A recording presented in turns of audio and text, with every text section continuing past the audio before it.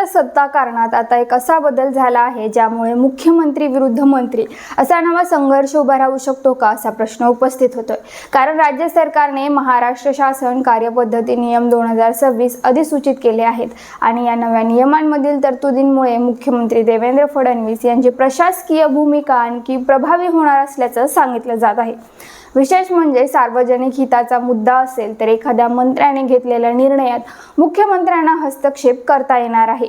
म्हणजेच आता प्रश्न असा आहे की एखाद्या मंत्र्याने निर्णय घेतला पण मुख्यमंत्र्यांना तो निर्णय सार्वजनिक हिताच्या विरोधात वाटला तर मुख्यमंत्री तो निर्णय बदलू शकतात। आणि जर मुख्यमंत्री देवेंद्र फडणवीस यांनी महायुती सरकारमधील एखाद्या मंत्र्याचा निर्णय बदलला तर शिवसेना आणि राष्ट्रवादी काँग्रेसच्या मंत्र्यांची भूमिका काय असेल जाणून घेऊया याबद्दल या व्हिडिओ सविस्तर। राज्य सरकारकडून महाराष्ट्र शासन कार्यपद्धती नियम 2026 अधिसूचित करण्यात आले आहेत। महाराष्ट्रातील सरकारी कामकाज कोणत्या पद्धतीने चालेल, मुख्यमंत्री, मंत्री, मुख्य सचिव आणि विविध विभागांचे सचिव यांची भूमिका काय असेल, कोणत्या प्रकरणात कोणाचा निर्णय महत्त्वाचा असेल याबाबत या नियमांमधून प्रशासकीय चौकट निश्चित केली जाते। या नव्या नियमांमधील चर्चेत आलेली सर्वात महत्त्वाची बाब म्हणजे सार्वजनिक हिताचा प्रश्न असेल तर मुख्यमंत्री एखाद्या मंत्र्याने घेतलेल्या निर्णयात हस्तक्षेप करू शकतात। याचा अर्थ प्रत्येक निर्णय मुख्यमंत्री मनमानीपणे रद्द करू शकतात असा मात्र होत नाही। संबंधित विभागाचे दैनंदिन आणि प्राथमिक कामकाज त्या विभागाच्या मंत्र्यांकडेच राहणार आहे। पण एखादा निर्णय मोठ्या सार्वजनिक हिताशी संबंधित असेल, त्याचा व्यापक परिणाम होत असेल किंवा त्या निर्णयाबाबत सरकारच्या पातळीवर पुनर्विचाराची आवश्यकता वाटत असेल तर मुख्यमंत्री त्या प्रकरणात हस्तक्षेप करू शकतात। म्हणजेच ही तरतूद मुख्यमंत्र्यांना प्रत्येक मंत्र्याच्या कामात रोज हस्तक्षेप करण्यासाठी अमर्याद अधिकार देते असा सरळ अर्थ काढता येणार नाही। नव्या नियमांमुळे संबंधित विभागाच्या मंत्र्यांची जबाबदारी संपत नाही। विभागाची प्राथमिक जबाबदारी संबंधित मंत्र्यांचीच राहणार आहे। म्हणजे आरोग्य विभाग असेल तर आरोग्य मंत्र्यांची, सार्वजनिक बांधकाम विभाग असेल तर संबंधित मंत्र्यांची, महसूल विभाग असेल तर त्या विभागाच्या मंत्र्यांची प्रशासकीय जबाबदारी कायम राहते। पण त्याच वेळी मुख्यमंत्री राज्य सरकारचे प्रमुख म्हणून एखाद्या निर्णयाचा पुनर्विचार करू शकतात।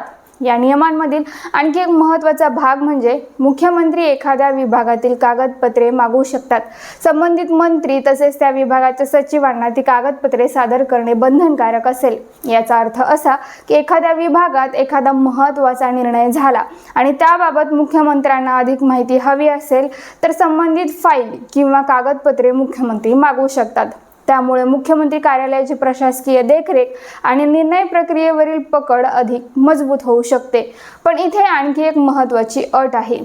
मुख्यमंत्री एखाद्या मंत्र्याचा निर्णय बदलणार असतील तर त्या निर्णयामागची कारणं लेखी स्वरूपात नोंदवावी लागणार आहेत असं या नव्या नियमाच्या संदर्भात सांगितलं जात आहे। मुद्दा खूप महत्त्वाचा आहे कारण उद्या एखाद्या मंत्र्याने निर्णय घेतला आणि मुख्यमंत्र्यांनी तो बदलला तर मुख्यमंत्र्यांनी हा निर्णय का बदलला या प्रश्नाचं उत्तर प्रशासकीय नोंदींमध्ये असणं अपेक्षित आहे।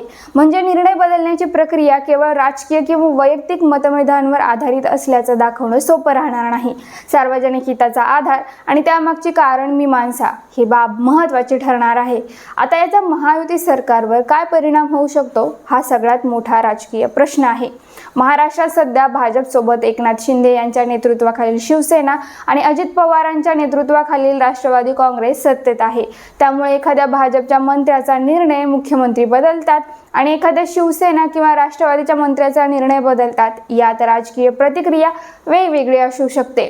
विशेषतः एखादा निर्णय एखाद्या घटक पक्षाच्या मंत्र्याने घेतला आणि मुख्यमंत्री देवेंद्र फडणवीस यांनी तो सार्वजनिक हिताच्या कारणावरून बदलला तर संबंधित पक्ष हे कसं पाहणार हा प्रश्न भविष्यात महत्त्वाचा ठरू शकतो।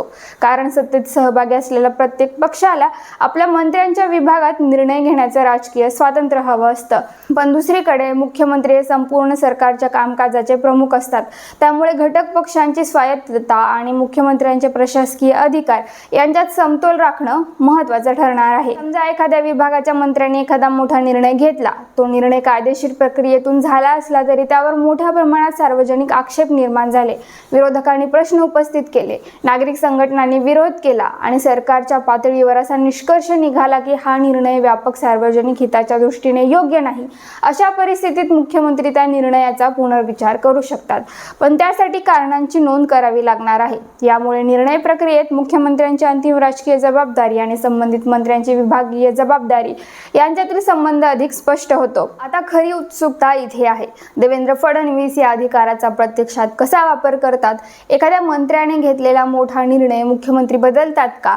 जर बदलला तर त्या मंत्र्याची प्रतिक्रिया काय असेल? घटक पक्षांचे नेते त्यावर काय भूमिका घेतात?